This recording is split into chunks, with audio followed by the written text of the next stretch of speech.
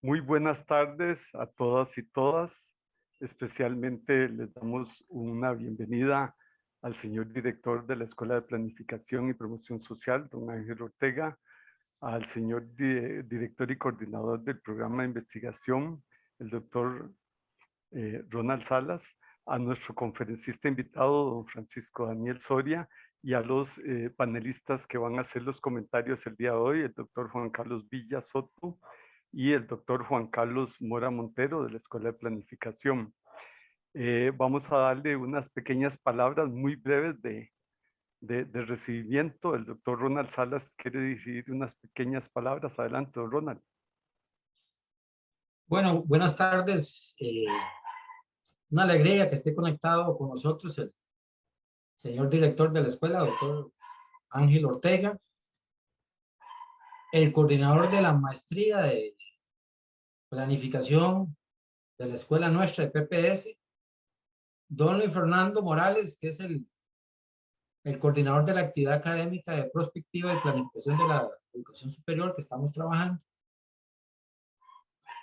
a don Juan Carlos Villasoto, que es el coordinador del diplomado de investigación interdisciplinaria del SEISHONAN y trabaja con el programa de ciencia y tecnología, y a nuestro conferencista don Francisco Daniel Soria Villegas, que viene trabajando con nosotros, esto dentro del marco del convenio específico que hay entre el SEISHONAN y la EPPS, que venimos trabajando hace como 5 años esto. Entonces, más bien es una actividad dentro del programa académico de investigación de la EPPS, y hay una serie de actividades que venimos programando dentro de esto, o lo que tenemos que se llama mesa de diálogos. Más bien, bienvenidos y muchas gracias por la participación al evento y la conferencia. Gracias. Ok, ¿ya Muy puedo bien. iniciar? Un breve, nada más para dar una breve introducción, una breve semblanza. Okay. Reiterar la bienvenida a todos y todas en esta tarde. Vamos a hacer una muy breve semblanza de cada uno de los panelistas, empezando por el ingeniero Francisco Soria Villegas, que es nuestro conferencista invitado en el tema de hoy sobre la exploración de la Tierra hacia el año 2050. Don Francisco tiene una licenciatura en Ingeniería Mecánica y Eléctrica y una maestría en Planificación dada por la UNAM. En el año 2018 obtuvo el certificado de acreditación del Seminario Internacional sobre Contribuciones para una Meta Prospectiva Latinoamericana, otorgada por la World Future Studies Federation en la región latinoamericana.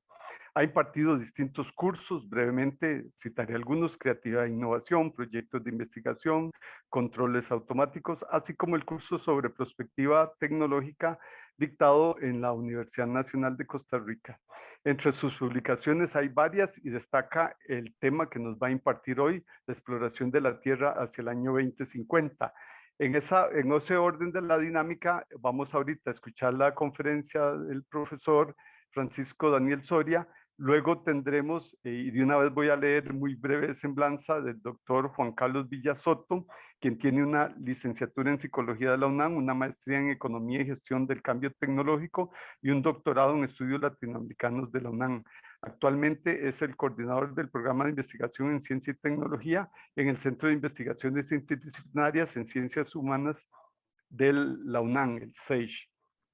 Por otra parte, tendremos también como comentarista invitado al doctor Juan Carlos Mora Montero, quien tiene una licenciatura en Planificación Económica y Social de la UNA, una maestría en Evaluación de Programas y Proyectos de Desarrollo de la UCR y un doctorado en Gobierno y Políticas Públicas de la Universidad de Costa Rica. Es el coordinador y director del programa de posgrado en Pensamiento Estratégico y Prospectiva de la EPPS UNA. Además, imparte los cursos sobre prospectiva, entre otros, y planificación estratégica a nivel de grado y posgrado de la maestría. Le pedimos al público que está hoy, agradecerles que las preguntas y comentarios nos las hagan llegar al chat y se las estaremos trasladando a los conferencistas y a los comentaristas al finalizar cada una de las presentaciones. Entonces, sin más preámbulos, don Francisco, bienvenido y muchas gracias. Muy bien, pues gracias a todos.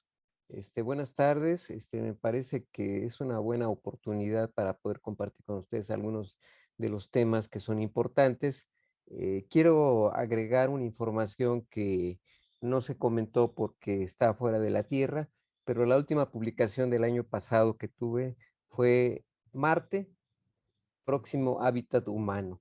Y hago un análisis interesante de la exploración que se va a hacer hacia Marte para el año 2050, que me parece que valdría la pena que ustedes en sus ratos pudiesen dar lectura a ese artículo.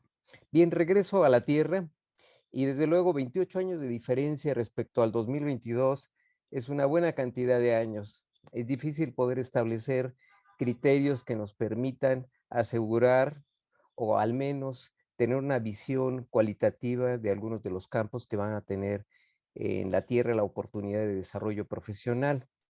Y aquí me preguntaban acerca de lo que aparece en esta primer lámina, que es un automóvil, y me decían que si era eléctrico o no era eléctrico. Lo que sucede aquí es que la tecnología viene de fuera hacia adentro, es decir, la mayor parte de los países, incluyendo desde luego Costa Rica, será uno de los países en donde los automóviles de marcas diferentes, asiáticas, europeas, norteamericanas, pues seremos nosotros quienes podamos adquirir este tipo de vehículos y una de las partes importantes es que dejarán de ser de combustión interna para utilizar ya sea energía solar, ya sea energía del hidrógeno o ya sea la parte de celdas solares a través de la energía eléctrica. Y bueno, en esto de la exploración de la Tierra, viene aquí un correo que desde luego queda abierto para la oportunidad que ustedes consideren conveniente de tener una interactividad en algunos de los campos que podemos tratar aquí. Y aquí tengo un mapa de ruta que tiene que ver con los recursos naturales, con la energía renovable, con los cambios que se van a dar en los siguientes años, o sea, del 2022 al 2050, la cuestión de los residuos y algunas conclusiones, y desde luego el contacto que podamos tener nosotros. Y pues esta primera lámina que ya entra dentro del tema de la sustentabilidad ubica tres aspectos que son fundamentales en la sustentabilidad: la parte ambiental, la parte social y la parte económica. Desde luego que hay diferencias marcadas en el desarrollo de la ciencia, de la tecnología y de la calidad de vida en las diferentes regiones del mundo. No es lo mismo Norteamérica, no es lo mismo Europa, no es lo mismo los países asiáticos, no es lo mismo América del Sur. En realidad, hay países que están clasificados por su ingreso per cápita, que les permite a ellos una mejor calidad de vida, y esto tiene que ver también en este aspecto de la sustentabilidad. En realidad, quienes más recursos tienen por ingresos tendrán mejores oportunidades en la calidad de vida. Y desde luego, pues hay países en África que tienen condiciones totalmente diferentes en el mundo a las que se tienen en Europa o a las que se tienen en América del Norte. Pero estos tres ejes son fundamentales: la parte ambiental, la parte social y la parte económica. Los recursos naturales, la producción, la economía circular, los residuos orgánicos e inorgánicos. En la cuestión de la producción, bueno, pues hay líderes mundiales. Hace unos minutos comentábamos acerca de los automóviles, pero no es el único caso. El área metalmecánica también es otro de ellos. La producción de celdas solares, que se hace en algunos países, como el caso de Japón. La cuestión asociada a lo que nosotros conocemos como la producción de computadoras, la producción de celulares, que tiene que ver mucho con aquellas tecnologías de punta que se están desarrollando en algunos países y que desde luego son permeables a la mayor parte de economías como el caso de Costa Rica. Y este caso de la economía circular, que tiene dos grandes vertientes. Por un lado, la reutilización de los residuos, entendiendo los residuos como la selección de la parte estructural de lo que son las manufacturas que se producen en el mundo.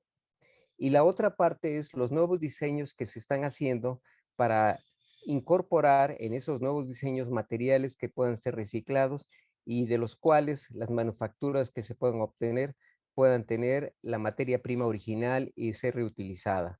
En este sentido, bueno, la gran ventaja que hay en la economía circular es el hecho de que en lugar de explotar los recursos naturales, podamos tener la oportunidad de utilizar la materia prima que se obtiene de aquellos productos con los que se hacen los elementos que inicialmente utilizaron materia prima natural. Y, por ejemplo, hace unos minutos que veíamos el automóvil, yo veía que tiene todavía en esa estructura lo que se conoce como neumáticos, pero los neumáticos ya van a cambiar, ya no van a ser el tipo de estructuras como las que tenemos, en donde se desinflan o se pinchan, como le llaman estos, en el sentido de que se desgastan, sino va a haber una nueva estructura totalmente diferenciada que inclusive va a llegar a ser totalmente superficial en el sentido de la disminución del contacto que es sobre las superficies rodantes y todo esto con materiales que puedan ser reutilizados. Y bueno, en esta parte de los residuos orgánicos e inorgánicos, todo lo que se produce de manufacturas en el mundo tiene una vertiente que tiene que ver con el ingreso per cápita.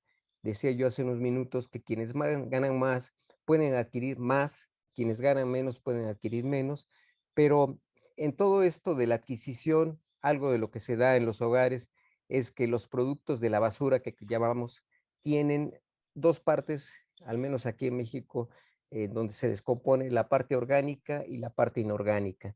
La parte orgánica, que es la parte de los vegetales, la parte asociada a todos los desechos que tienen que ver con la cuestión de las cáscaras de fruta, de lo que no se utiliza ya en algunas legumbres y que se va a la basura, y que esto viene siendo una buena cantidad de toneladas que están produciéndose en las grandes ciudades, y los inorgánicos, que es la otra parte, que no tiene que ver con la parte orgánica y que también se utiliza para relleno sanitario y se utiliza también para ser descompuesto vía la selección de las estructuras con las cuales están hechos, materiales para obtener de ellos su materia prima. Tal es el caso del aluminio. Por ejemplo, todos los envases de aluminio pueden ser reciclados y obtener el 99% del aluminio para poder reutilizarse.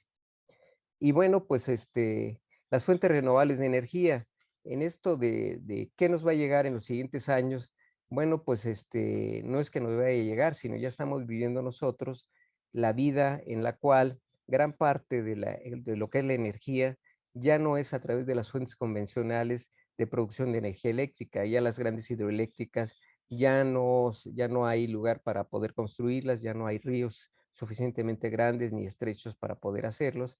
Sí hay generadores mucho más pequeños, pero la fuente de mayor energía para los siguientes años y que tiene que ver con esta energía renovable es la energía del sol. Actualmente las energías, bueno, tienen una clasificación. La que más se utiliza es la energía del viento, y desde luego hay parques asociados a esta energía y son los que más se producen en energía renovable y que para los siguientes años van a continuar siendo una fuente importante de energía renovable, pero la energía solar es la que va a tener un crecimiento mucho más importante que el que ha tenido la energía del viento. Y bueno, los vehículos eléctricos, estos vehículos eléctricos que poco a poco están ingresando al mercado, desde luego preguntaban hace unos minutos, bueno, ¿cuánto cuesta un vehículo eléctrico? Bueno, pues yo les diría que las capacidades que nosotros tenemos del Río Bravo hasta la Patagonia para comprar autos eléctricos es baja comparado con las capacidades que se tienen del Río Bravo hacia Estados Unidos y Canadá, o de los europeos, ¿no? Donde tienen ingresos completamente distintos, pero desde luego sí hay vehículos que podrán tener esa característica de ser comprados por quienes estamos aquí. Nada más para que ustedes tengan una idea, los autos Tesla, el más barato de ellos tienen 3 niveles de modelos. Debe de andar el más bajo en pesos como 800,000 pesos, o sea, como algo así como $40,000, 400,000. $40,000 serían 400,000, como $40,000, más o menos el más barato, ¿no? Y bueno, de ahí para arriba, ¿no? Entonces, las baterías eléctricas con las cuales están trabajando requieren su renovación alrededor de depende mucho del tipo de batería, pero las que más duran son 10 años, las que tienen una vida promedio son alrededor de 6 años, y desde luego hay que cambiarlas y el costo de estas baterías eléctricas en estos autos es alta. Desde luego, pues la intención de ellos es que gran parte de las estructuras de estas baterías eléctricas pueda ser reutilizada para hacer otras baterías eléctricas de costo mucho más bajo que el obtenido a través de los recursos naturales. El agua y los alimentos, que son dos campos que realmente serán de gran preocupación, y desde luego, pues el agua natural, el agua para cultivo, el agua para consumo humano, es una parte fundamental que en algunos países puede ser que escasee para dentro de unos 20 o 30 años.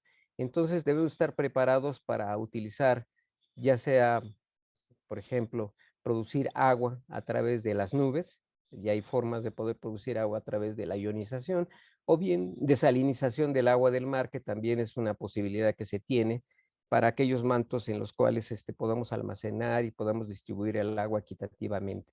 Y la parte de los alimentos, donde buena parte, desde luego, será en lugares totalmente cerrados, en donde las condiciones asociadas a la humedad, a la temperatura, tendrán condiciones que les permitan la producción de estos alimentos. Sin embargo, hay una tendencia interesante en el sentido de poder utilizar hacia unos 20 o 30 años hacia adelante las impresoras 3D, estas impresoras en las cuales ahorita se están utilizando materiales para construir partes, o sea, manufacturas, pero se están haciendo experimentos para producir alimentos, ¿no? Es decir, llegará el momento en que quizás, así como está evolucionando la tecnología, podamos tener algunas frutas, algunas legumbres basadas en impresoras 3D, lo cual, bueno, pues será bastante interesante desde el punto de vista de la diferencia entre lo orgánico y lo no orgánico, ¿no? Entonces, bueno, en estos grandes parteaguas, tenemos por un lado la parte natural, los recursos naturales que hay que protegerlos. Me parece que Costa Rica es uno de los lugares en donde estos recursos naturales necesitan una buena protección y me parece que es una buena tendencia y la economía circular es un buen campo de oportunidades. Y la otra cuestión es hasta dónde las tecnologías que vienen importadas del extranjero van a ser adquiridas, van a ser mejoradas y van a ser adoptadas por la sociedad en donde vivimos. Bueno, aquí hay una lámina que incluí porque dentro de estas metodologías hay una gran cantidad de posibilidades y esta lámina establece lo que un autor llamado Sohail Inayatollah, que es un doctor que trabaja en Asia y que desarrolló una teoría de análisis superficial por capas, en donde hizo un análisis bastante interesante relacionado con el hecho de que para hacer proyectos se necesita considerar algunos aspectos como es la letanía, como son los análisis sistémicos, como es el análisis de la cosmovisión, de la visión del mundo, como son las metáforas y mitos, y cómo es el enfoque nuevo que hay de las manufacturas. Y bueno, pues a mí me llama mucho la atención este tipo de teorías que tiene que ver con enfoques totalmente diferenciados a los que estamos acostumbrados nosotros a desarrollar en los proyectos. Por ejemplo, esto de la letanía o de la cosmovisión y la visión del mundo, difícilmente los tomamos en consideración, pero bueno, la intención de presentarles esta lámina es de que existen enfoques y existen formas diferenciadas de poder analizar los proyectos antes de realizarlos. Y bueno, viene el enfoque de una cuestión de celdas solares. Y esta es una lámina acerca de la materia prima natural asociada a cómo entiendo yo el hecho de la economía circular. Y bueno, desde luego tenemos los recursos naturales, que no todos los recursos naturales son inmensos. Hay algunos de ellos que tendrán que disminuir. Hace unos minutos también, cuando íbamos a iniciar la plática del día de hoy, que se comentaba acerca del litio. Y el litio, pues es una de las componentes que se van a utilizar en las baterías, que van a utilizar los automóviles eléctricos a través de las baterías. Y desde luego América del Sur es una de las regiones que más capacidad tiene de poder ser explotado el litio. Algo así como un poco más del 50% de las reservas mundiales se encuentran en América del Sur y ojalá y esa explotación de este recurso permita el desarrollo de esas regiones, no solamente por la explotación de litio, sino por el desarrollo que pueda tener la sociedad en esas regiones. Y bueno, los recursos naturales se seguirán explotando en todas partes del mundo y una de las partes importantes de la economía circular es que esos recursos naturales disminuyan en cantidad de explotación para sumarles lo que se refiere al hecho de materiales de calidad con normas que vienen de la descomposición de las manufacturas. Un caso que ahorita sucedió a raíz de las Olimpiadas en Japón fue el hecho de que hubo dos características que me llamaron la atención. Uno, bicicletas hechas de materiales reciclables, a los que ayudaron en la, en las actividades deportivas, les dieron una bicicleta en las Olimpiadas. Y esas bicicletas, en todas las partes estructurales de esas bicicletas son materiales reciclables. Y la otra es que las camas están hechas de cartón. O sea, las camas que utilizaron los deportistas estaban hechas de cartón de tal forma que pueden ser reciclables. Entonces, bueno, pues estamos entrando en una era en la cual algunos de los materiales pueden tener condiciones totalmente distintas para ser reciclados y en lugar de tener una explotación de recursos naturales, podamos tener la oportunidad de reciclar todo aquello que sea la clasificación de los residuos de los desechos asociados a la basura. Y bueno, aquí en este esquema tenemos la materia prima, tenemos la transformación de bienes y servicios en nuevos diseños, nuevos materiales. O sea, la materia prima se transforma de alguna manera para comercializarla. Y de aquí, bueno, viene una serie de emisiones, desechos de economía verde. Y de aquí, pues, la adquisición de todo lo que se refiere a manufactura de servicios, viene un cambio del medio ambiente y del clima.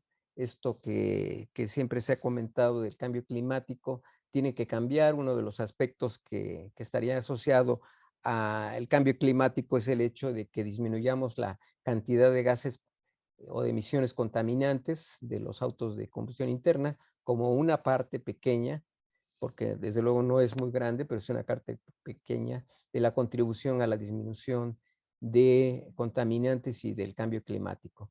Y desde luego todo esto está en un marco de acuerdos internacionales, normas nacionales y control de contaminantes en los países.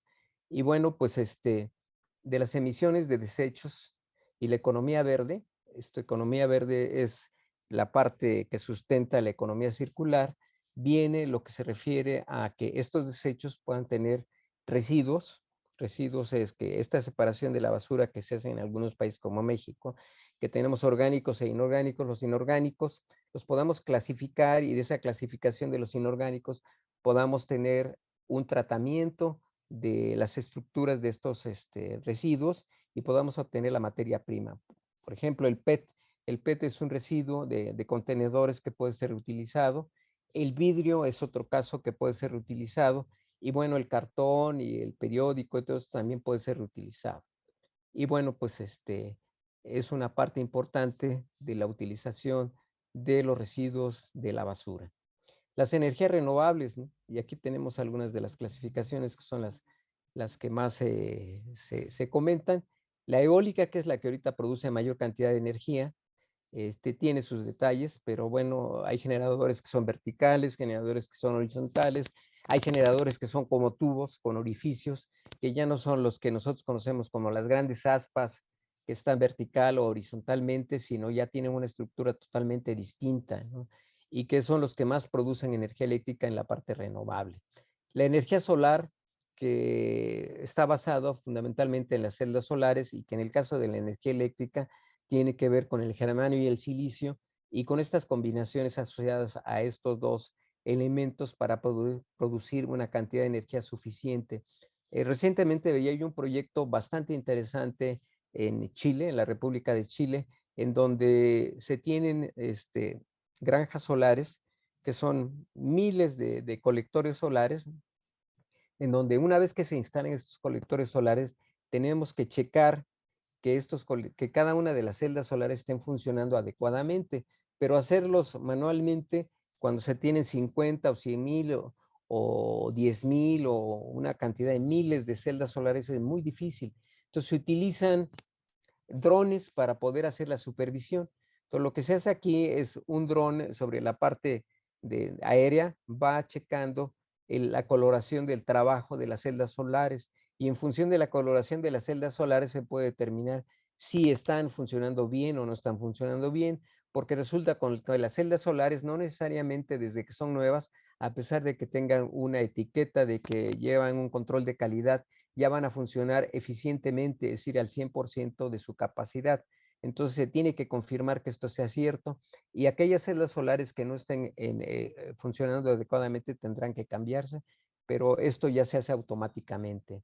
La energía mareomotriz, que esto también me ha llamado muchísimo la atención y que bueno, tiene que ver desde luego con las mareas, pero ya hay una cantidad de generadores con unas formas arquitectónicas totalmente diferenciados a lo que nosotros conocemos como el generador típico, como el generador normal en donde pasa la corriente de flujo y en función de las diferencias de potencial de esa corriente de flujo se producen los potenciales. Esta energía mareomotriz tiene que ver con el movimiento de las mareas, sobre todo en el Mar del Norte hay una serie de generadores bastante interesantes que están implementándose y que están produciendo una cantidad de energía suficiente para las zonas en donde las poblaciones desde luego no son de millones de personas, pero sí les suple la energía suficiente para ellos. La energía geotérmica. Aquí esta energía geotérmica que, bueno, desde luego no ha sido explotada suficientemente, pero que nos proporciona suficiente energía como para producir energía eléctrica, ¿no? Y hace unos 5 años aproximadamente, estando en una conferencia, decía el conferencista que estaban ellos ya trabajando una patente para la explotación geotérmica en mar abierto. Y me llamó mucho la atención porque no necesariamente son en las zonas de tierra donde esta energía puede ser explotada, sino quizás en zonas en donde hasta ahorita no se ha hecho la explotación como se podría realizar en algunos lugares para obtener energía. Y la biomasa, ¿no? Que esta cuestión asociada a la producción de materiales que yo pienso que más pueden servir para alimentación que para producción de energía, se utiliza en algunos lugares. Bueno, me voy a ir un poco más rápido porque creo que tengo un cierto tiempo para poder estar con ustedes. Estos son los generadores típicos tradicionales. Estos son la energía solar y los drones, que aquí tenemos algunas casas que ya tienen techos parecidos a estos. Esta es una fotografía de una energía mareomotriz, ¿no? Y bueno, ¿cuál sería la intención de una plática como esta?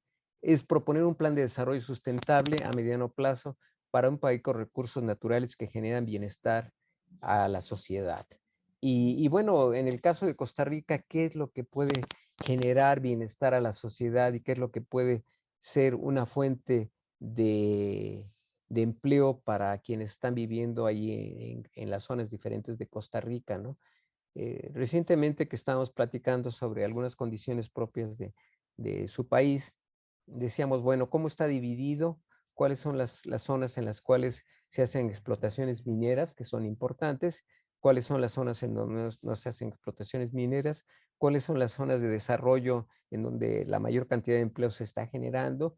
Y me parece que todas estas condiciones asociadas a los planes del propio gobierno, sumadas a las de la iniciativa privada para los siguientes años, deben ser un elemento importante que permita hacer una planificación del desarrollo de los siguientes años en Costa Rica, ¿no? Y desde luego la universidad es una parte fundamental en la preparación de los recursos humanos para los siguientes años, pero esta preparación de los recursos humanos para los siguientes años tiene que ver con estas dos partes importantes. Por un lado, con el desarrollo de la iniciativa privada de las diferentes regiones y por otro lado, con los planes y programas del propio gobierno para que estén asociados los planes y programas en el buen sentido de que no es traje a la medida, pero sí con la preparación adecuada para el desarrollo propio de las condiciones que tendrán las siguientes generaciones para tener una mejor calidad de vida, un buen empleo y un buen desarrollo profesional, ¿no? Y bueno, esta lámina que aparece aquí pretende dar una idea de cómo estarán para los siguientes años el uso de las energías. Y desde luego la energía hidráulica, noten ustedes que prácticamente no va a crecer, la energía producida a través del petróleo va a bajar, la energía del carbón va a bajar. Ahorita los países que más producen energía a través del carbón son Estados Unidos y China, van a bajar sus cantidades de uso de carbón tanto en Estados Unidos como en China, ya hay planes asociados al hecho de disminuir la cantidad de carbón para producir energía. La energía nuclear, noten ustedes que prácticamente se queda igual y viene las energías renovables. Entonces, una buena inversión que pues, se puede hacer es asociados al crecimiento de las energías renovables y también, bueno, al uso del gas natural, ¿no? Cuando los países tienen características asociadas a los bienes como el gas natural, que es el caso de México, ¿no? No, México dejó de ser un país petrolero, pero sí tiene grandes mantos de gas asociados. Y los cambios al 2022, al 2030 y 2050. ¿Por qué 2030 y 2050? Bueno, esto del 2030 es un valor agregado asociado a los planes que la ONU tiene, ¿no? Hay un plan 2030 con una serie de puntos importantes que se esperaría se pudiesen alcanzar al año 2030, aunque ya hay dudas de que estos puedan lograrse. Dentro de ellos, esta situación que hemos vivido de la pandemia ha ocasionado situaciones muy graves en todo el mundo, yo diría gravísimas en términos no solamente de la parte económica, sino de la parte de las familias, de la parte de algunos de los seres queridos que desafortunadamente ya no están con nosotros y que bueno, pues todo esto ha causado una situación de desequilibrio que tardará años en volverse a retomar y estos cambios que estamos viviendo pues tardarán 3 o 4 años en volver a retomar lo que 3 o 4 años atrás venían siendo. Y desde luego, pues tenemos que estar preparados para los cambios que vienen y sobre todo hacia el año 2050, ¿no? Y la educación me parece que es una parte fundamental en todo esto, ¿no? Aquí aparece la presencial y aparece en la parte superior la educación que tiene que ver con poder realizarlo a través de distancia, ¿no? Ahora que ha venido la pandemia, los que trabajamos en la parte educativa tuvimos la oportunidad de dar los cursos a distancia y desde luego hay una gran diferencia entre los cursos presenciales, entre la formación presencial, entre esta capacidad para poder formular, formar y tener la seguridad del cumplimiento de los perfiles cuando se está en una educación presencial y cuando se está haciendo a distancia. Pero la educación a distancia es una de las características importantes que no se ha explotado suficientemente. Recientemente que estaba yo viendo algunas de las características de la educación en países como Inglaterra, y más allá de la Commonwealth, y en países como España, resulta con que mucho de lo que es la educación, ellos la hacen a través de convenios hacia África. Y me llamó mucho la atención porque no solamente son situaciones presenciales, sino también son formación a distancia. Pero dentro de los países, como el caso de México, el caso de Costa Rica, no hemos explotado suficientemente la educación a distancia, ni hemos formado lo que son las masas críticas de características asociadas a esta masa crítica que podría producirnos un equivalente a la formación presencial, pero hecha a distancia. Entonces, la verdad es que yo los invito, porque yo me dedico gran parte de mi tiempo a esta cuestión asociada a distancia, que pues incursionen y que encuentren las maneras apropiadas para poder ser equivalentes en la educación presencial comparada con la educación abierta y a distancia. Y bueno, las perspectivistas de visión y metodologías hay muchísimas, hay más de 200 metodologías. Hay algo que se conoce dentro de los perspectivistas como el diamante de Popper, que da muestras de lo cualitativo, de lo cuantitativo y de la mezcla de estos, y indica que no solamente un tipo de metodología es suficiente como para poder desarrollar un proyecto, sino que se requieren 2 o 3 metodologías que permitan que con esas metodologías se logre tener una mejor conclusión para llevar a cabo los proyectos, ¿no? Y desde luego, pues hay una parte que muchos de nosotros no tenemos, que es esa capacidad de visión. Es decir, ¿cuántos de nosotros somos visionarios? ¿Cuántos de nosotros tenemos esa capacidad de poder ver hacia adelante los cambios tecnológicos, los cambios sociales, los cambios culturales que se van a dar en los siguientes años y poder ofrecer a nuestros alumnos esos cambios que les permitan a ellos mejores oportunidades dentro de una sociedad que está en constante cambio, ¿no? Y bueno, los perspectivistas debemos de tener esas características, no todos los tenemos, muchos de nosotros lo que hacemos es aprender tecnologías aprender metodologías, aprender a través de la experiencia, pero nos hace falta esa capacidad visionaria que muchos de los que están dedicados a esto tienen éxito lo hacen, ¿no? Sobre todo en la iniciativa privada, ¿no? Y la sociedad del 2022 al 2030, bueno, pues hay muchas de las cosas que van a suceder. Va a haber megaciudades en donde ya las personas que viven en el campo van a emigrar hacia las ciudades y entonces habrá que condicionar las ciudades a todas las características propias de cumplir con las necesidades que las personas requieren para poder vivir allí, ¿no? Y pues ahí están los alimentos, está el agua, está el transporte, está la energía, está el empleo, bueno, están todas las condiciones propias de las ciudades en las cuales las personas van a vivir, ¿no? Y luego, pues en las escuelas, formar egresados líderes en su campo. En realidad, se habla mucho de liderazgo y es una palabra que a veces cae dentro de, ¿cómo le diré?, de lo común, ¿no? Pero grandes líderes, líderes de cambio, líderes que en realidad sean sensibles a esta capacidad visionaria y de propuestas de alternativas y de cambios que realmente puedan ser comprobables en el buen sentido del éxito, no hay muchos, ¿no? Pero sí necesitamos tener esa capacidad de formar líderes y si de esa capacidad de formar líderes algunos de ellos pueden lograr ese éxito, pues tendrán como antecedente la formación que nosotros damos en las universidades y la etiqueta de la universidad en donde han sido formados, ¿no? Y los posgrados en campos emergentes. Ya no es suficiente las licenciaturas, yo estoy convencidísimo de que se requiere siempre estudiar posgrados, ¿no? Ya las licenciaturas me parece que están cumpliendo una parte importante de un ciclo de vida que debe de cumplirse, pero los posgrados es una parte fundamental hacia donde tenemos que enfocar la mayor parte de nuestros recursos humanos, ¿no? Desde luego hay algunos de ellos que no pueden seguir por distintas razones, pero tratar de que haya mayor cantidad de egresados, mejor preparados, y el posgrado son de las mejores condiciones.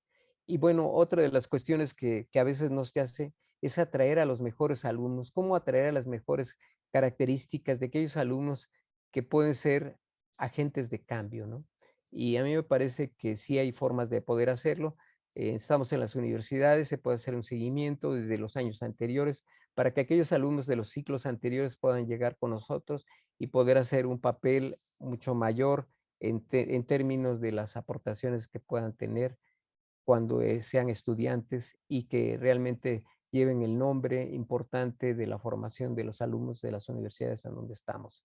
Y bueno, esto de los simuladores y laboratorios virtuales, me parece que algo que no se hace son esto de simuladores y laboratorios virtuales, ¿no? La mayor parte de laboratorios que nosotros tenemos son con equipos que son traídos del extranjero, pero hay un gran campo de oportunidades para hacer simuladores y para hacer laboratorios virtuales. De hecho, es un campo de oportunidades que se va a dar para los siguientes años, ¿no? Bueno, un campo seleccionado de los residuos. Los residuos es una de las partes que me parece que no ha sido trabajado en todos los países suficientemente. Sí hay inversiones, sí hay reglamentos, sí hay normas, sí hay incentivos, pero no han logrado realmente crecer de la manera en que pueden aportar materia prima apropiada a la cantidad de basura que que se tira, ¿no? Para que ustedes tengan una idea, en los países desarrollados por persona debe de ser alrededor de 1,5 kg de basura a diario por persona. O sea, cada habitante de los países en los Estados Unidos de Norteamérica o en Europa debe de andar alrededor de 1,5 kg de basura diaria, multiplicado por la cantidad de millones de personas que forman la comunidad o el país, multiplicado por la cantidad de días al año, estamos hablando de una cantidad de basura impresionantemente grande, ¿no? Y lo mismo sucede en países como México, como Costa Rica. Costa Rica debe de andar alrededor de unos 800 gramos, o sea, no llega a lo mejor al kilo, pero 800 gramos por cada uno de los habitantes multiplicado por la cantidad de días al año. Y esto pues implica una buena cantidad de basura, de la cual pues la mitad de la basura es orgánica y la otra mitad es inorgánica. De la inorgánica, una buena cantidad se utiliza ahorita para relleno sanitario, pero otra cantidad de basura puede ser utilizado para ser reciclada, ¿no? Y aquí, bueno, pues aparecen algunos de los aspectos que pueden ser oportunidades para obtener materia prima de la basura. El litio, a través de las baterías, que son de desecho. Segundo, esto, todos los electrónicos. El e-waste es todos los electrónicos y electrodomésticos que tenemos nosotros, o sea, la parte asociada a los estéreos, la parte asociada a los refrigeradores, la parte asociada a los lavadores de platos, todo lo que son electrodomésticos está aquí, ¿no? Y hay una buena cantidad de ellos, incluyendo los automóviles que entran en un proceso de reciclaje en algunas de las partes que los componen. Los satélites artificiales, que esto es algo que es un tema que yo estoy trabajando y que me parece que es bastante interesante, ¿no? Eh, Hay planes y programas que tienden a comunicar el mundo a través de satélites de baja órbita, específicamente de nanosatélites, pero ya hay una gran cantidad de satélites artificiales que ya no funcionan. Son alrededor de unos más de 5,000 satélites que están girando alrededor de la Tierra y que son basura y que pueden causar algún problema a los satélites que van a funcionar para comunicar la Tierra. Entonces, esta basura de los satélites artificiales de alguna manera tiene que ir disminuyendo. Ya hay planes y programas, pero hasta ahorita no ha habido realmente una forma de poder captar las componentes de esos satélites artificiales para dejar libre de basura o al menos disminuir la cantidad de basura en baja órbita alrededor de la Tierra, ¿no? Los plásticos, hay zonas de plásticos que son impresionantemente grandes, ¿no? Hay 5 grandes áreas o zonas en los océanos en los cuales hasta 10 metros de profundidad están los plásticos formando capas que la verdad es que debieran de utilizarse para obtener materia prima. Papel y cartón, que es algo mucho más conocido. La parte hospitalaria, que ahora está en una situación tal que a través del COVID y de todo lo que estamos viviendo, y puede ser reciclado con los cuidados necesarios para que ese reciclamiento sea apropiado a la sociedad, ¿no? El aluminio, ¿no? Que se puede obtener hasta el 99% del aluminio de todo lo que se refiere a los contenedores. Y bueno, pues yo no voy a platicar sobre el modelo matemático, pero algo de lo que me parece interesante y que siempre que veo o escucho yo las pláticas de los prospectivistas es que pocos presentan modelos matemáticos de tendencias, no porque no lo puedan hacer, sino porque como que es una forma generalizada de poder compartir al menos los puntos de vista genéricos de la visión de lo que hacia los siguientes años se va a presentar en la ciencia y la tecnología. Pero aquí en los escenarios, bueno, pues hice modelos matemáticos asociados particularmente al reciclamiento, o sea, la economía circular, los residuos, la clasificación de los residuos y de estos residuos, cómo podríamos nosotros alcanzar cierta cantidad.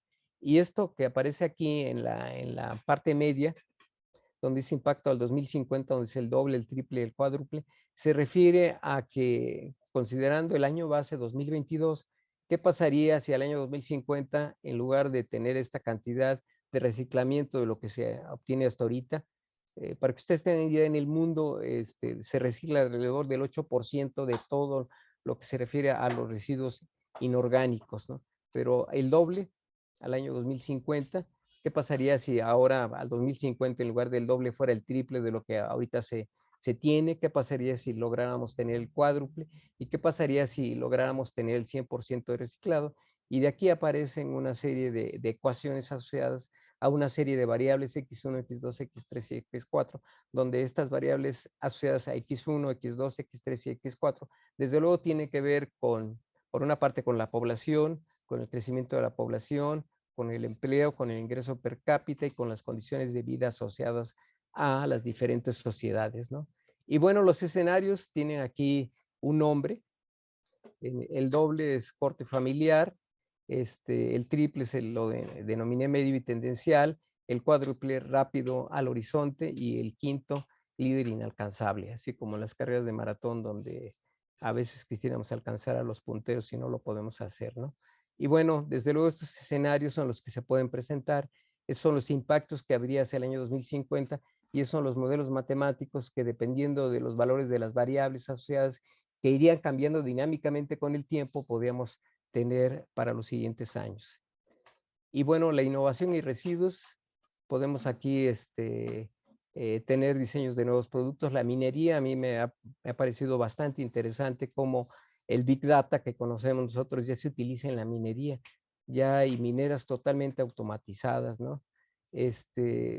Continuará la robótica industrial y los servicios, esta de la producción 4M que se tiene, va a pasar a la 5, a la etapa 5, en donde va a ser bastante interesante. Los instrumentos inteligentes, la automatización inteligente, los equipos médicos, el ADN y la salud. Aquí va a haber nuevas estructuras asociadas a la salud, es decir, el ADN, que son 1.600 millones de pares de genes, lo que se está haciendo es haciendo pruebas. ¿Qué pasa si quito una base genética, una guanina, y pongo una tiamina, o una tiamina y pongo una citosina? ¿Y qué cambios orgánicos hay para que la salud se recupere, ¿no? Los alimentos, la clonación, las impresoras 3D que vienen, el agua, las nubes, desalinización, la materia prima, los residuos. Y bueno, desde luego son algunas de las tendencias. ¿Cuáles son las conclusiones? Me parece que hay que buscar ciudades limpias en un horizonte hacia el 2050. ¿Cuáles serán las misiones de la universidad? Me parece que seguirán siendo las mismas: la formación universitaria, los posgrados, la vinculación asociada con prospectivistas. Esto es una parte fundamental, ¿no? ¿Cuántos de los que hacen vinculación son en realidad visionarios y son prospectivistas y en realidad no resuelven los problemas urgentes, sino los problemas importantes con una visión de cambio que sea profundo y que realmente sea representativo de la propia universidad, y la asesoría especializada, ¿no? Y bueno, la sustentabilidad, pues ojalá y nuestros países, la universidad de ustedes, fuera un referente internacional en sustentabilidad, ¿no? El enfoque a los sectores de bienes y servicios y ciclos de vida fueran por ustedes una parte importante de lo que ustedes están realizando. Considerar al 2050 la concentración de población en megaciudades para poder dar soluciones desde ahorita a los problemas que se van a presentar en los siguientes años. Y por telecomunicaciones trabajar temas de sustentabilidad. Quizás inclusive generar spots de 1 minuto a través de la universidad que se puedan ser compartidos a través de radio y televisión. Podría ser una buena forma de poder compartir la visión que ustedes tienen del cambio y lo que están ustedes realizando dentro de la universidad. Y bueno, creo que ya me pasé del tiempo que debería de tener. Y bueno, pues aquí está mi nombre, aquí está mi correo, y desde luego quedo abierto siempre a las preguntas que puedan darse y a los comentarios, que desde luego siempre son bien recibidos, porque la retroalimentación es una parte fundamental de todos estos temas. Muchas gracias. Quedo a sus órdenes. Muchas gracias, don Francisco Soria, por su amplia exposición.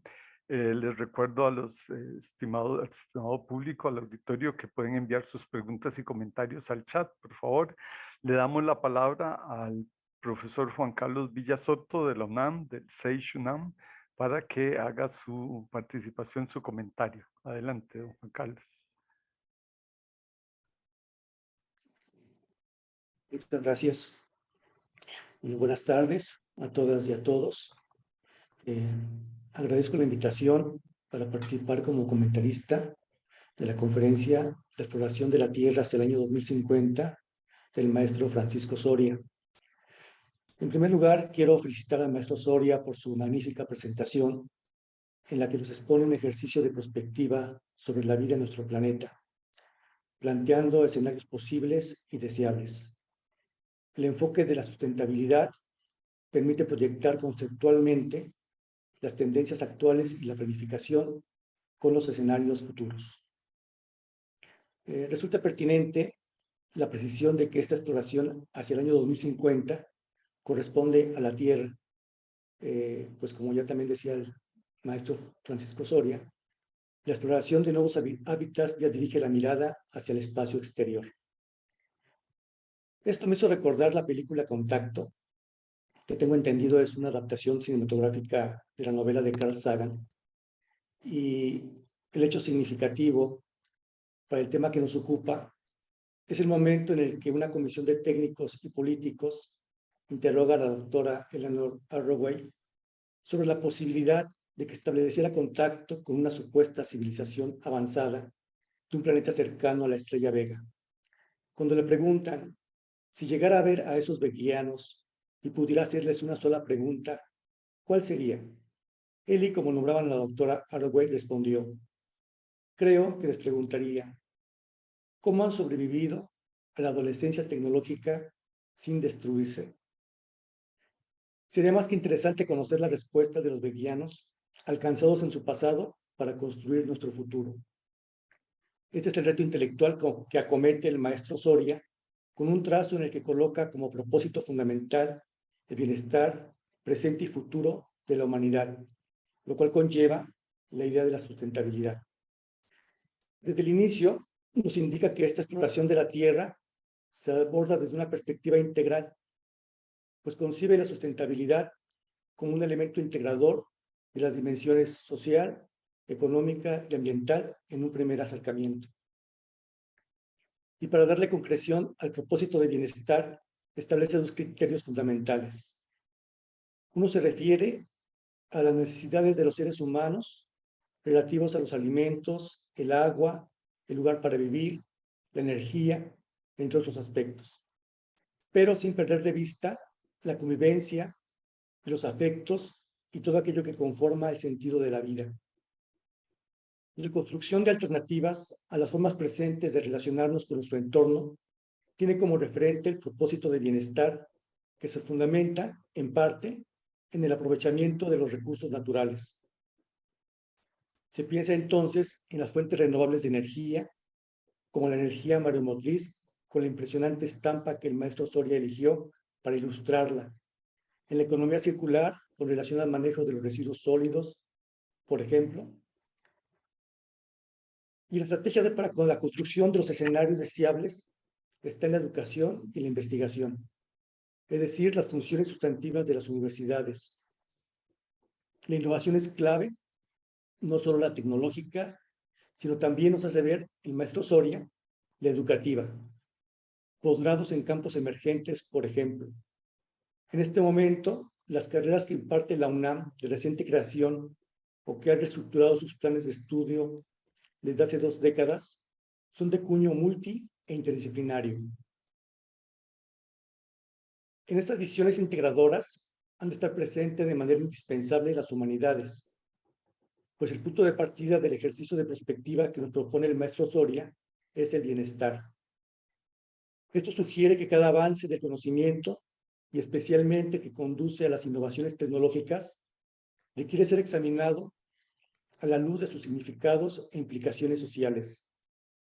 Cada avance debería ser una opción, es decir, una elección, lo cual conlleva una noción de valor y, por tanto, una ética. Hasta ahora, la pobreza, la guerra, la violencia nos indican que la visión sabia del mundo, que colocaría la dignidad y el respeto como valores ineludibles, va a la saga respecto a los adelantos tecnológicos. Las nuevas tecnologías de la información y la comunicación ilustran. Recuerdo las palabras del economista chileno Fernando Flores. Vivimos en la época de la hiperinformación y aún no sabemos quiénes somos. La exposición del maestro Soria me hizo recordar un reporte reciente de la UNESCO que indica que los océanos podrían perder su función como sumideros de dióxido de carbono atmosférico. Esto debido a la acumulación que es generado por la actividad humana desde la revolución industrial. De ser así, no solo se alterarían los ecosistemas marinos, sino que los océanos contribuirían al avance del cambio climático. Para engarzar la visión integral del mundo con un proceso de bienestar, con el aporte de la Inter y la transdisciplinaridad que están en el horizonte de las innovaciones educativas y científicas que señala el maestro Soria, se debería trascender la búsqueda de soluciones exclusivamente técnicas e inscribirse necesariamente también en el dominio de las humanidades, incluyendo las artes, no tan solo la ética, sino también la estética, si pensamos en el cuidado del ambiente. Los océanos podrían perder su función como sumideros de dióxido de carbono, pero quizá también estemos perdiendo su belleza.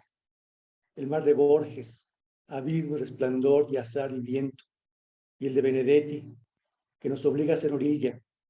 Nadar es una forma de abrazarlo, de pedirle otra vez revelaciones. Y el de Félix Luna, es decir, y de Alfonsina Storni, arrullada en el canto de las caracolas marinas. Nuestro mar, que también es nuestros dilemas. Entre los mundos posibles, ¿cuál preferimos construir? La metodología de investigación del maestro Soria, además de sustentarse en una vasta bibliografía, en técnicas cualitativas para escenarios y en conocimientos de expertos en perspectiva, incluye posibles intersecciones con la ciencia ficción. En Volver al Futuro, el doctor Emil Brown le dice a Marty McFly y a su novia, Jennifer Parker, que su futuro no se ha escrito aún, el de nadie, que su futuro es lo que hagan de él, recomendándoles, háganse uno bueno para los dos. Podemos decirnos a nosotros mismos que la fuerza creativa del ser humano nos permitirá el ejercicio de una plena libertad para elegir nuestra forma de vida y dotarla de sentido. La relación entre la creatividad y la libertad de elegir se establece a partir del conocimiento de la realidad natural y social. Es necesario hacer inteligible esta realidad. En esa tarde, el maestro Soria nos comparte una estrategia para pensar mundos de vida para la vida. Muchas gracias. Muchas gracias al doctor Juan Carlos Villa del SEIC UNAM por sus excelentes comentarios. Le damos la palabra al doctor académico Juan Carlos Mora de la Escuela de Planificación y Promoción Social de la UNA, Costa Rica. Adelante, Juan Carlos. Muchas gracias, don Luis, y muy buenas noches para las personas pues, que nos siguen por las redes y que están acá en el Zoom. Buenas noches al doctor Soria, qué gusto conocerlo, qué gusto escucharlo. Buenas noches a don Juan Carlos Villasoto. Excelente comentario. Yo pues no quisiera repetir sus palabras, sino más bien permitirme decir algunas palabras sobre semejante presentación que nos ha hecho el doctor Soria. Y decir que cuando uno ve un análisis del 2050, de entrada uno pensaría, difícil, ¿no? Pensar en 30 años en el futuro y poder materializar una idea, porque fundamentalmente lo que más nos cuesta es materializar una visión de futuro. Y digo esto porque cuando uno trabaja en perspectiva en la calle, por ejemplo, con grupos sociales y esto, la gente no quiere mirar más allá del año entrante, ¿verdad? Es decir, la sola posibilidad de pensar 30 años en el futuro ya le causa ver su muerte, le causa ver cosas pues, que son parte de esa visión que no quisieran observar. Entonces, yo me ponía a pensar anoche cuando estaba repasando la presentación del doctor Soria, bueno, hoy en el 2022 estamos hablando 28 años hacia el futuro, ¿verdad? Entonces, uno dice, ¿qué tan diferente podría ser el 2050 al 2022? Y hice un ejercicio rápido solamente para ver cómo éramos hace 28 años, ¿verdad? Y se encuentra uno que ya por los años 94 teníamos campañas políticas presidenciales que eran presenciales y por televisión, y hoy día pues las campañas no se ganan en ninguno de esos medios, se ganan por las redes sociales. ¿Y cómo será en el 2050 entonces? Y luego veíamos otros temas como nos comunicábamos con un aparato que se llama fax, y el fax ya hoy es como una reliquia, ¿verdad? Es decir, ya aquello ya no está, y nos transportábamos en aviones y autobuses y trenes. Hoy también lo hacemos, pero hoy son bastante diferentes cualitativamente y todo esto. Éramos 5.500 millones de habitantes, hoy somos 7.500 y seremos 11.000 en el 2050. Es decir, la posibilidad de pensar en futuros de largo plazo siempre es una condición fundamental para que el ser humano pueda proyectar y abrir la mente, digamos, a ver posibilidades que de pronto podrían ser alumbradas por la ciencia ficción, como dice el doctor Villasoto, o sea, alumbradas por esas películas de ciencia ficción que ya nos tienen en autos que vuelan, que nos tienen en otro tipo de condiciones, viviendo fuera de la Tierra, viviendo en Marte. Estoy muy emocionado por leer ese trabajo del doctor Soria, porque me ilusiona mucho pensar en la posibilidad de vivir fuera de un planeta que se nos está acabando en recursos naturales y otras condiciones. Entonces, creo que uno agradece en lo profundo, desde la práctica profesional de la perspectiva, los ejercicios que lo invitan a uno a crear visiones de futuro, de materializar conceptos que algunos de los cuales ni siquiera conocemos. Cuando se habla en el documento, empleos que ni siquiera conocemos que van a existir, ese centenar de nuevas carreras, de nuevos empleos que visualiza la Universidad Autónoma de México, ¿verdad? Es muy interesante, se imagina uno ese tipo de trabajos diferentes. Entonces, yo creo que una de las particularidades fundamentales que comento del excelente trabajo del doctor Soria es su espíritu y su vocación para invitarnos a pensar y materializar visiones de cosas que hoy no tenemos referente, o sea, cosas con las cuales no podemos comparar porque no tenemos ese referente, pero tenemos la imaginación y la posibilidad de pensar, y ya desde el momento que lo pensamos es porque debe ser posible bajo algunas condiciones, ¿verdad? Entonces, agradezco muchísimo también a la escuela y a Ronald haberme dado la oportunidad de hacer este pequeño comentario y compartir pues con gente de tan notable calidad y capacidad intelectual como el doctor Soria y el doctor Villasoto. Muchas gracias. Muchas gracias a don Juan Carlos Mora, a don Juan Carlos Villa. Aquí, por favor, me indica Cinia si don Francisco puede, digamos, quitar la presentación, y si más bien de una vez abrimos un espacio, don Francisco, por si usted quiere hacer alguna pequeña reflexión a partir de los comentarios de los profesores Villasoto y Mora Montero. Por favor, adelante, don Francisco. Bueno, a mí me parece que lo que han comentado tiene fondo. Me voy a referir a lo que inicialmente el doctor Juan Carlos comentó, y que tiene que ver con la parte humana. La Tierra no tendría sentido si no hay una parte humana. La sociedad no tendría sentido si no hay una parte humana. Entonces la sociedad debe tener una contribución que tiene que ver con el propio humanismo, porque la tecnología debe ser un elemento que nos permita una mejor calidad de vida, pero un elemento que nos permita vivir mejor.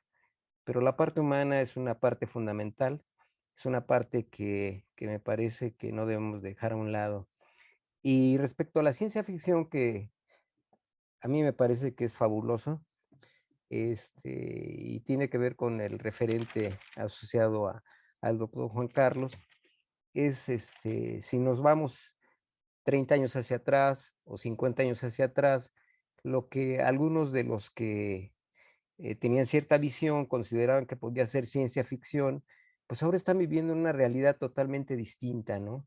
Estamos pasando, decían hace unos minutos, del fax ya a un sistema totalmente diferente de comunicación.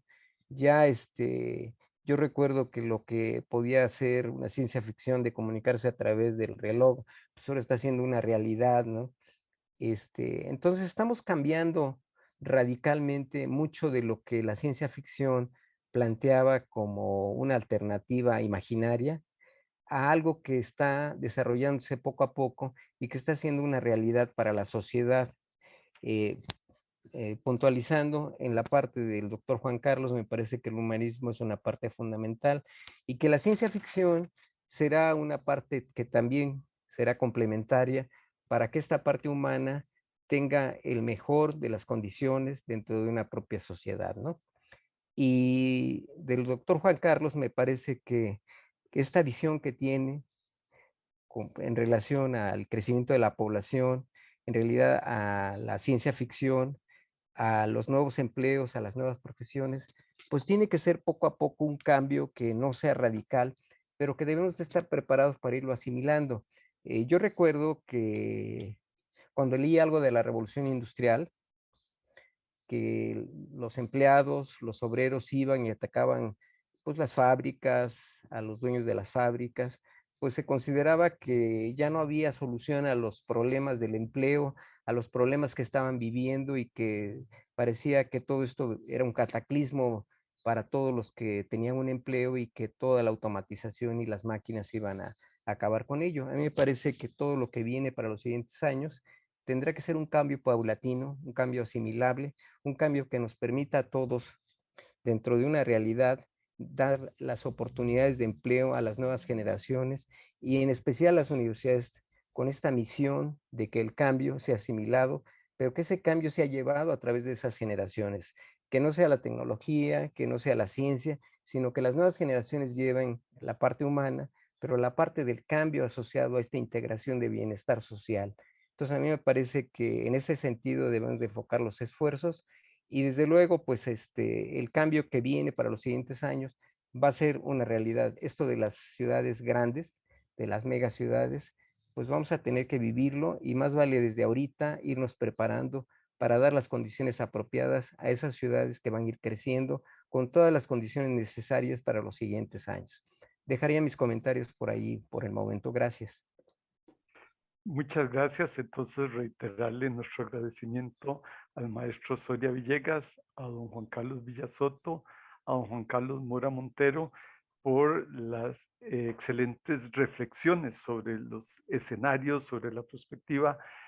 Pensaba yo, a partir de esta reflexión que ustedes han hecho, que precisamente hace, digamos, 20 años yo no sabía nada de perspectiva, ni pensaba en escenarios ni futuros.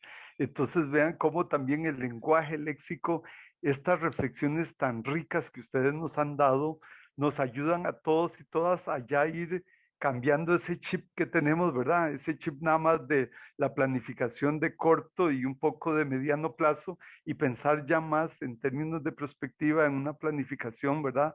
Hacia el futuro, que es un gran reto y un gran desafío que también yo comparto, ¿verdad? Tenemos demasiados retos y desafíos y de hecho, por ejemplo, Juan Carlos Mora está arrancando hace un par de años con la nueva maestría en pensamiento estratégico y prospectiva. Es todo un reto, un desafío, ¿verdad? En donde la Escuela de Planificación de la UNA, en conjunto con ustedes de la UNAM, con todo ese equipo del SAGE y de las diferentes escuelas y el convenio marco que tiene la Universidad Nacional con la Universidad Nacional Autónoma de México, nos está ayudando a aprender y a ir creciendo gradualmente en este proceso de cambio.